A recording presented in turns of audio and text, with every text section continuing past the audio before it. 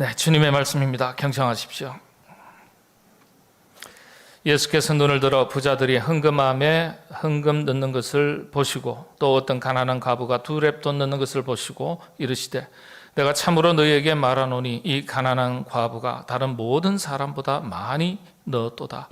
저들은 그 풍족한 중에서 헌금을 넣었거니와 이 과부는 그 가난한 중에서 자기가 가지고 있는 생활비 전부를 넣었느니라 하시니라.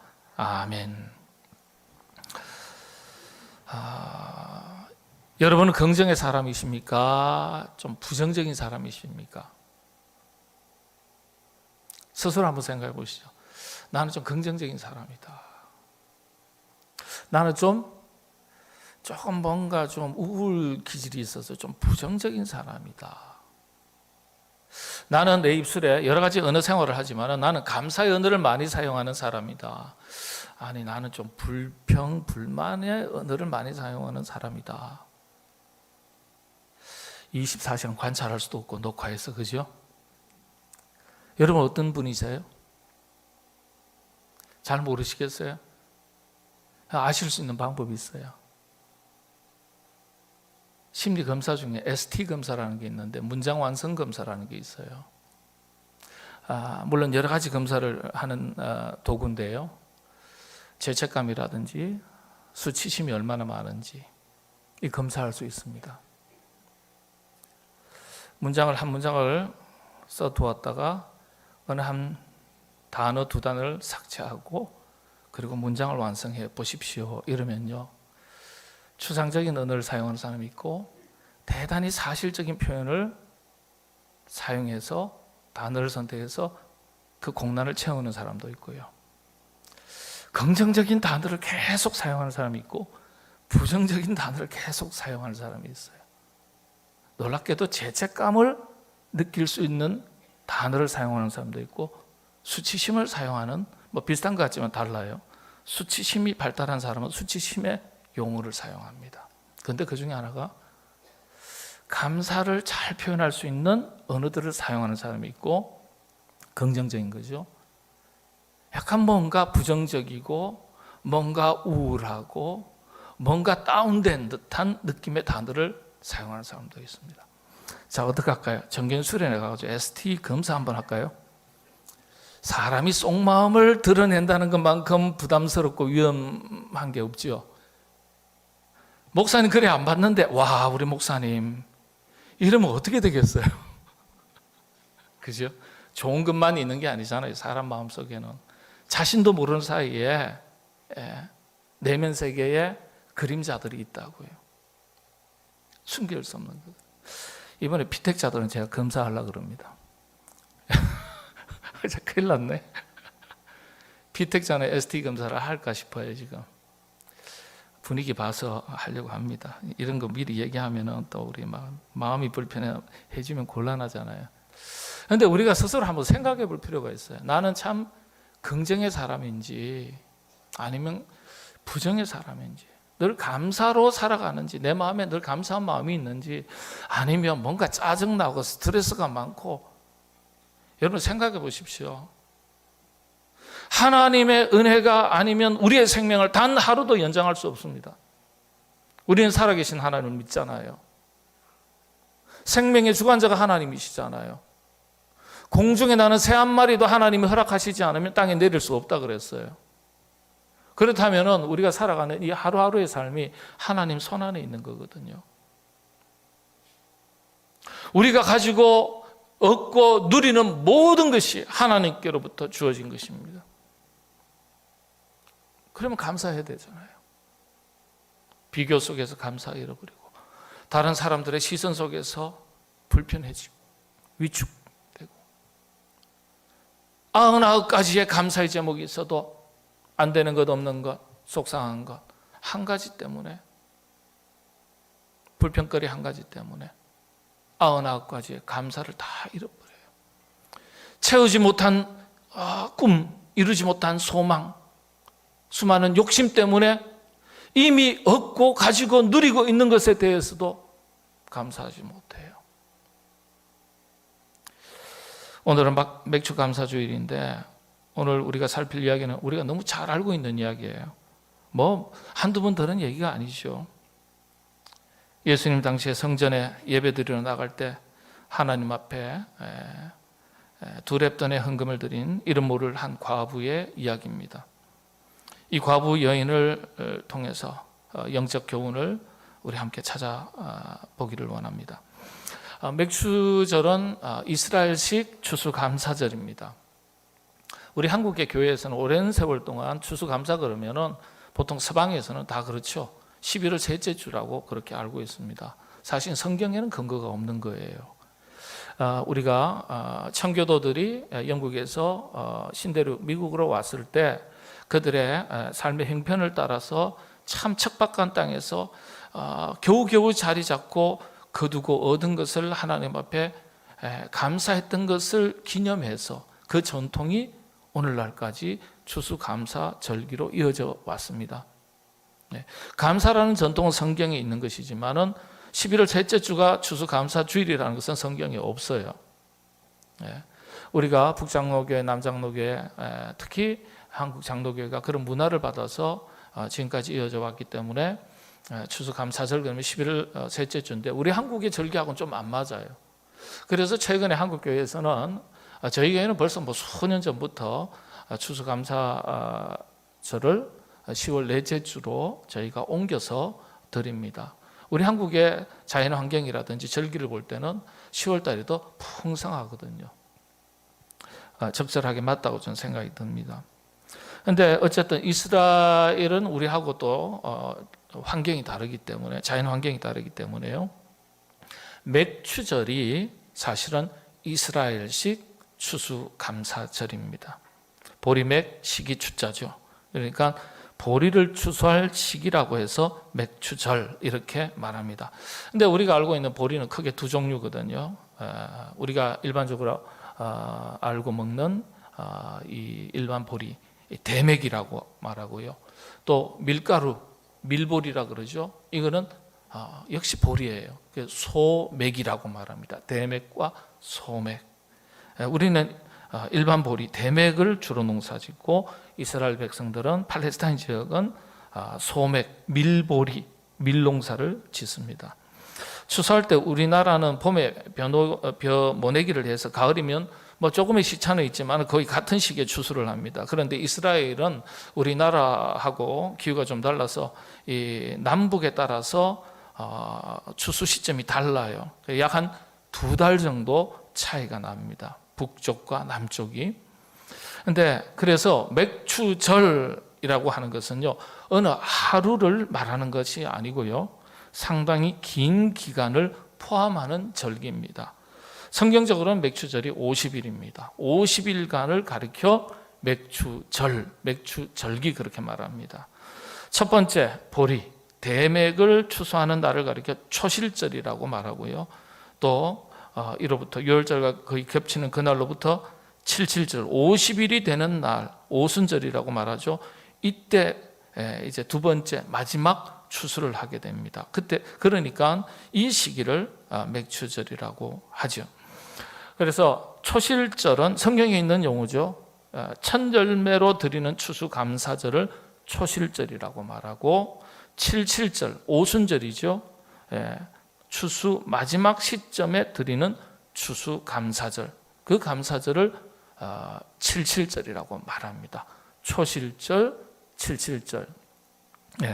그래서 이날에는요, 이스라엘 모든 남성들이 반드시 하나님 앞에 나가야 됩니다. 예배드려야 됩니다. 추수감사절기이기 때문에 모든 일을 중단하고 노동을 중단하고 하나님 앞에 감사 예배를 드렸습니다. 그래서 이런 것을 가르쳐 이스라엘식 추수감사절이다 이렇게 말합니다. 성경에서 이렇게 긴 시간 동안 감사절기가 이어진 것에 대해서 사실 굉장한 영적 깊이가 있습니다. 그러나 살펴야 되죠. 여러분, 감사는 짧고 불평은 길다 들어보셨나요? 처음만 들은 것 같네요. 인생은 짧고 예술은 길다, 그건 들어보셨죠? 예. 감사는 짧고 불평은 길다, 이런 우스갯소리도 있습니다. 이게 무슨 뜻일까요? 감사는 짧고 불평은 길다.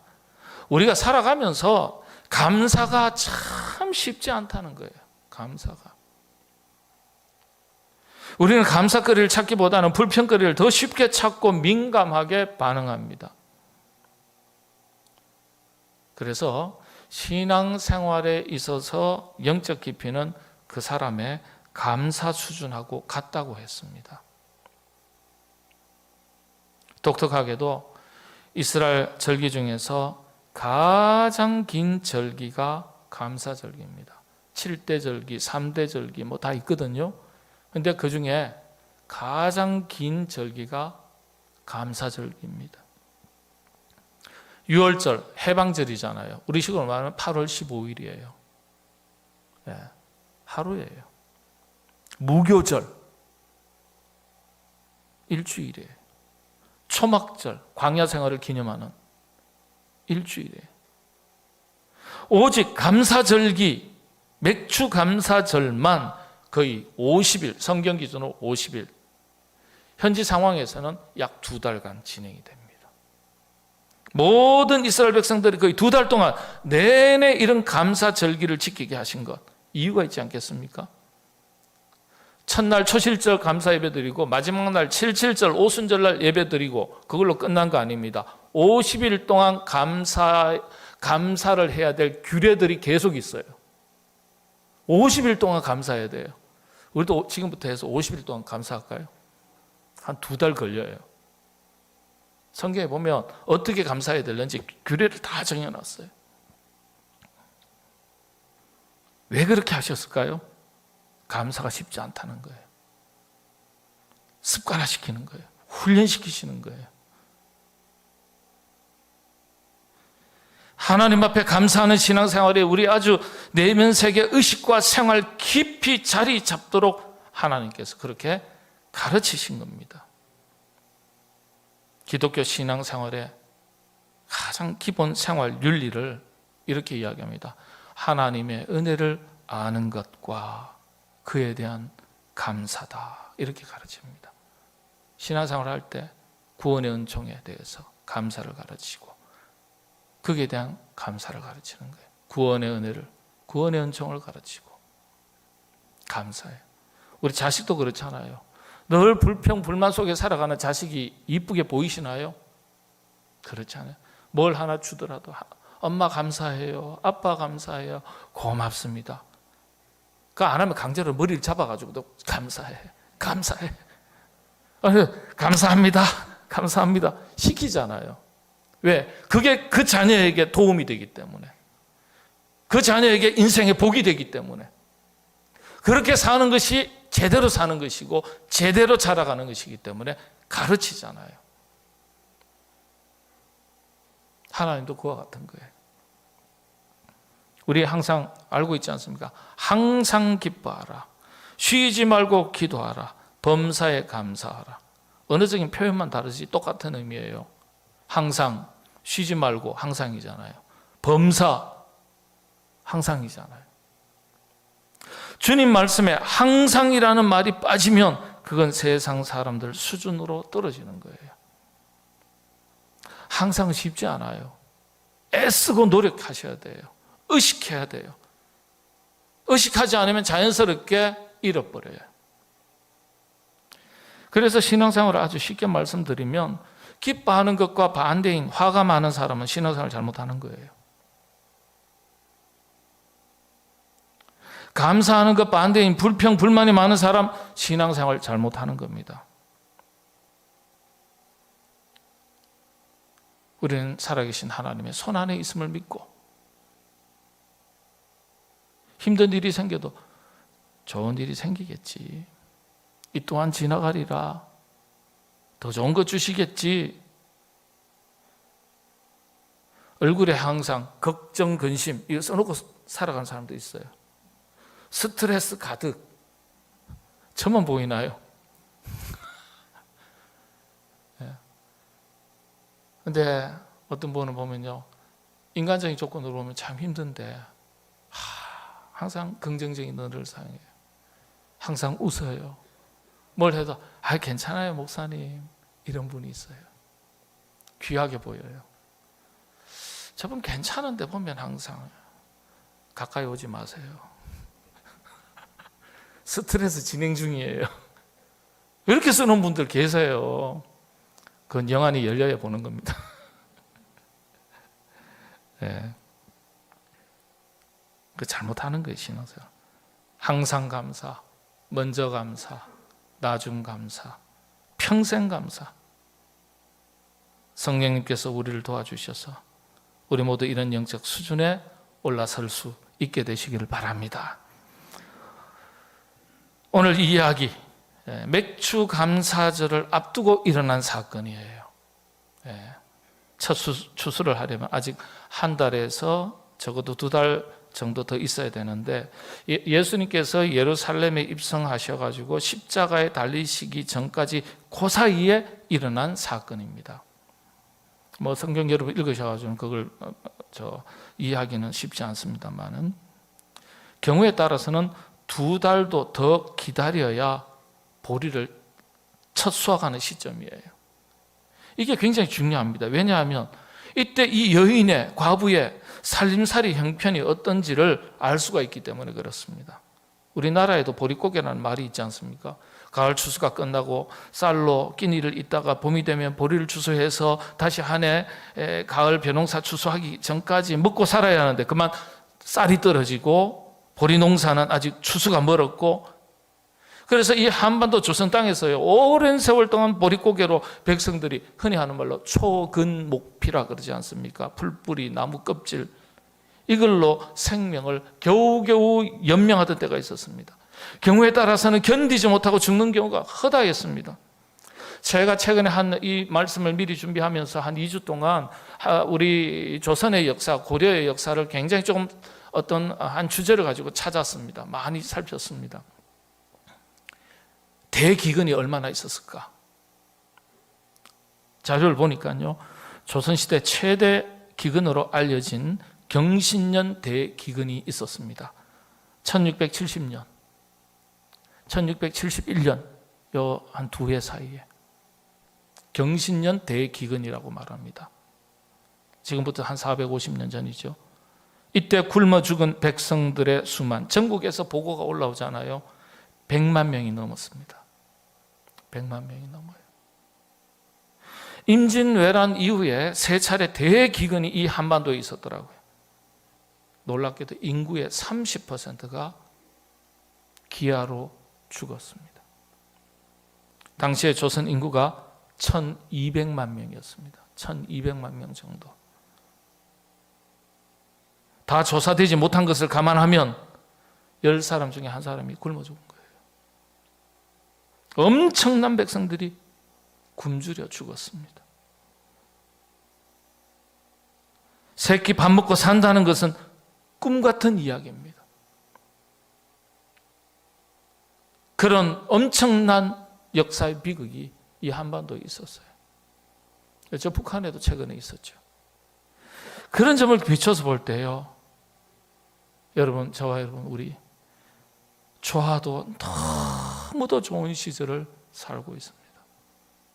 새끼 밥 먹고 산다는 것만 가지고서도 하나님 앞에 감사할 수 있어야 돼요.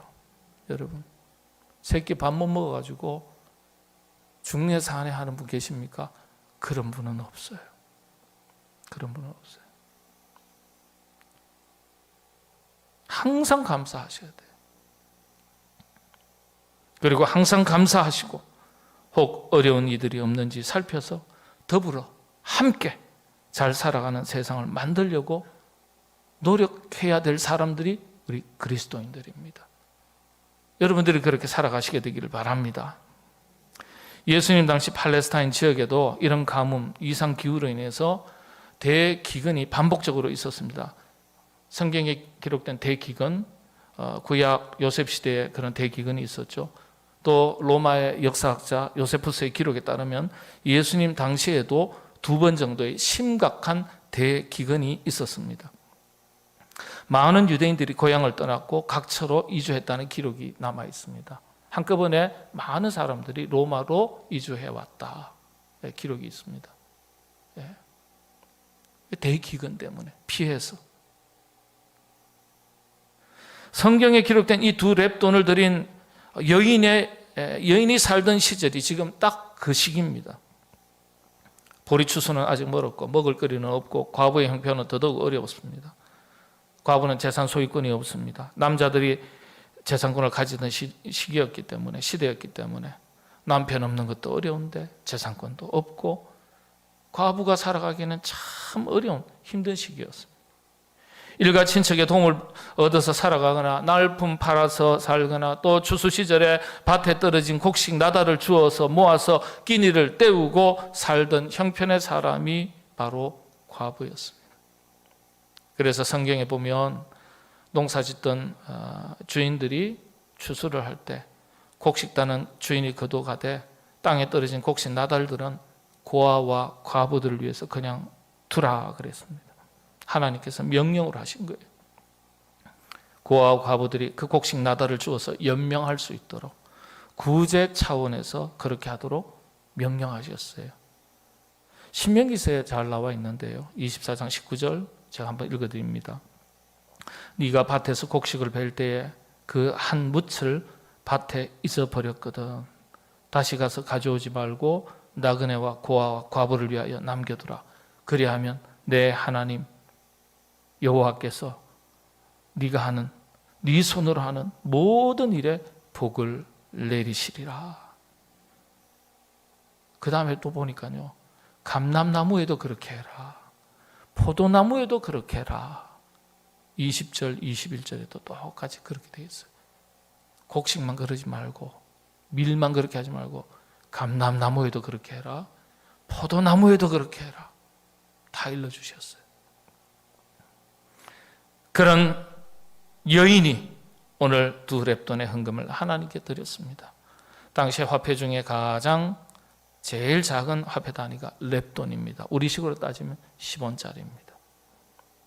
지극히 작은 금액이라고 생각할 수 있지만 그렇지가 않습니다. 두 가지 면만 살펴보겠습니다. 첫 번째, 과부가 두 렙돈을 드렸다는 그 당시의 상황입니다. 당시에 대부분 가난한 과부나 고아가 추수 때 일해서 번 돈으로 나머지 세월을 살아갑니다. 그래서 추수 때 이 밭으로 저 밭으로 다니면서 곡식 나달을 모아서 생활 자금으로 사용하는데, 이런 점에서 생각해 보면 아직 추수철이 멀었습니다. 아직 몇 개월이 더 있어야 되는데 아직 추수 때가 아니에요. 그러니까 추수 직전에 가장 가난한 춘공기에 보릿고개 시점에서 드린 헌금인 것을 알 수 있습니다. 형편이 가장 어려울 때, 과부로서 가장 빈공할 때, 얻어먹을 것조차 없던 시절, 밭에서 나달조차 주울 수 없던 시절, 그때 성전에 올라서 두 렙돈을 드렸습니다. 당시에 헤롯 성전에 올라갈 때는 곡식을 가지고서 드릴 수는 없었습니다. 동전으로만 헌금을 드릴 수 있었기 때문에 아마 과부는요, 모아둔 곡식을 동전으로 바꿔서 헌금을 드렸던 것 같습니다. 이때 두 렙돈이라는 것은요, 가장 먹을 것 없는 가난한 시절 마지막 남은 곡식을 돈으로 바꿔서 가지고 올라간 헌금이죠. 참 기가 막힌 헌금이에요. 그래서 성경은요, 많은 것을 드린 것이 아니라 가난한 중에 전부를 드렸다. 주님께서 그렇게 말씀하신 거예요. 주님은 그 헌금의 많고 적음을 보신 것이 아니라 그 마음을 보신 겁니다. 사무엘상 16장 7절의 말씀, 여호와께서 사무엘에게 이르시되 그의 용모와 키를 보지 말라. 내가 이미 그를 버렸노라. 겉으로 보기에는 괜찮아요. 할 거 다 하는 것 같아요. 내용을 보면 안 그래요. 내용을 보면 내가 보는 것은 사람과 같지 아니하니 사람은 외모를 보거니와 나 여호와는 중심을 보느니라 하시더라. 여러분, 우리가 하나님 앞에 무엇을 드리든지 시간을 드리고 에너지를 쏟고 몸으로 헌신하고 물질로 헌금을 하든지 하나님을 사모하고 하나님을 사랑하고 지금으로서는 그리스도의 몸된 교회를 사랑하는 마음으로, 이웃을 사랑하는 마음으로 여러분의 가장 소중한 것을 드리며 감사하며 신앙생활 하시게 되기를 바랍니다. 과부가 두 번째 드린 헌금은요, 감사와 나눔에 대한 헌금이었습니다. 마가복음에 보면 연보, 구제 헌금이라고 원문이 되어 있습니다. 연보라고 되어 있어요. 옛날에 헌금을 연보라고 했거든요. 예. 11조도 아니고 주정헌금도 아니고 연보, 구제헌금이에요. 구제헌금. 원문 헬라 원문은 구제헌금이에요. 옛날 개혁성경 번역이 더 정확합니다. 말씀드린 대로 옛날에는 성전에 오를 수 있는 사람은 남자들이었는데 헤롯 성전 밖에는 4개의 뜰이 있는데 이방인의 뜰, 여인의 뜰, 이스라엘의 뜰, 제사장의 뜰이 있었는데 여인의 뜰에만 헌금함이 있었어요. 연보궤가 있었어요. 참 희한하죠. 왜 그럴까요? 13개의 헌금함이 있었어요. 왜냐하면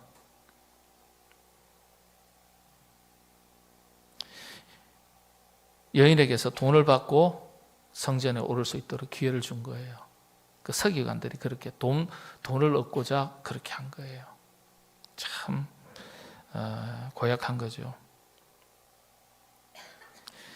헌금함도 보면 트럼펫이라고 해서 나팔처럼 돼 있어요. 그래서 그 당시에 연보궤를 트럼펫이라고 불렀습니다. 이런 기회를 겨우 얻어서 예배드리러 성전 안에 들어갈 수 있었던 거예요. 근데 여러분, 과부의 헌금은요, 구제헌금이라기보다는 감사헌금이에요.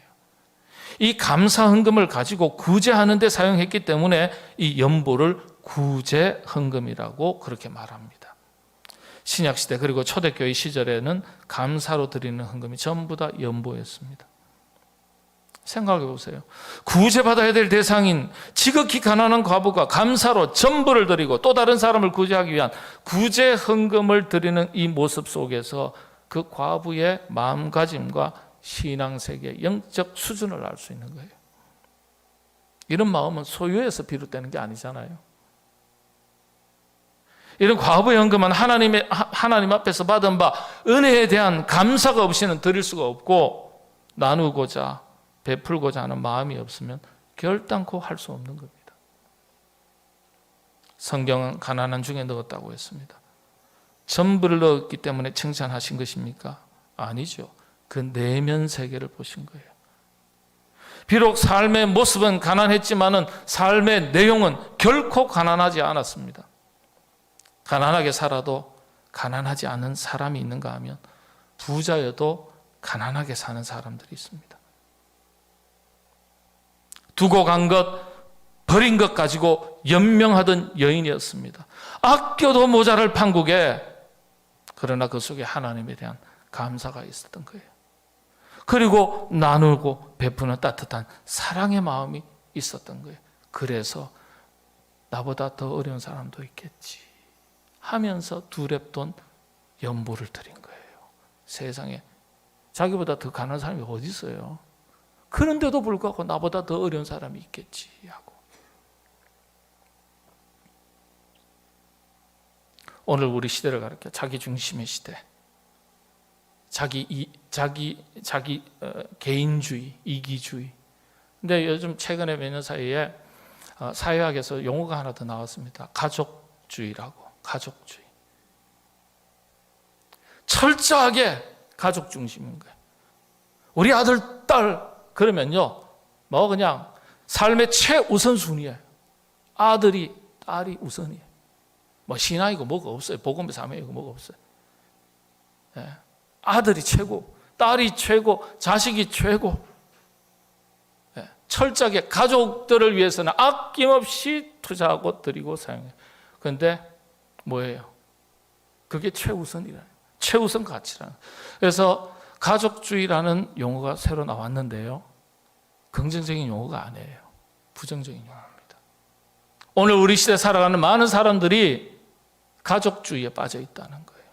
내 가족이면 뭐 자식이라면 뭐 불법이든지 뭐든지 간에 관계없이 내 자식이 앞서가고 내 자식이 잘 되면 뭐겠냐, 그게 최우선 가치라는 거예요. 반성하셔야 돼요. 어떻게 우리가 가족주의에 삽니까? 그렇죠? 가족이 소중하지만은 말씀보다 더 소중하지는 않아요.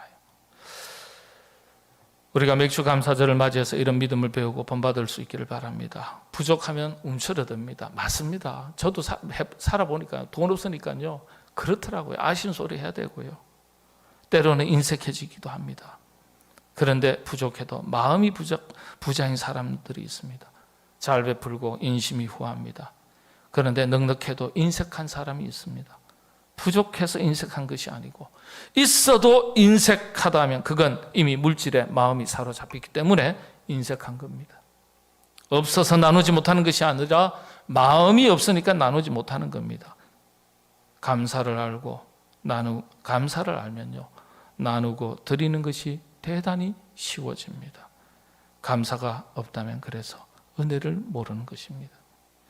우리도 어떠한 삶의 환경 속에서도 하나님 앞에 한결같이 변함없이 어떠한 상황, 어떠한 조건, 어떠한 이유 여하를 막론하고 항상 감사하며 살아가는 그리스도인이 될 수 있기를 바랍니다. 또 받은 바 은혜를 감사하고 아름다운 세상을 만들어가는 일에 우리도 함께 나누고 베풀며 살아갈 수 있기를 바랍니다. 하나님께서 주신 은혜 여러분 복되게 얻고 누리시게 되기를 바랍니다. 여러분 하나님께서 주신 풍성한 은혜들은 잘 드셔야 돼요. 그런데 나도 잘 먹지만은 남도 잘 먹일 수 있는 그 인생으로 사는 게 진짜 복 있는 인생 아니겠습니까? 여러분 하나님으로부터 풍성한 각양의 은혜 풍성하게 얻고 복되게 누리시게 되기를 바랍니다.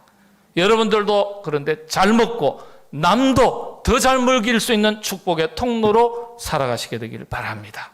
기도하겠습니다. 하나님,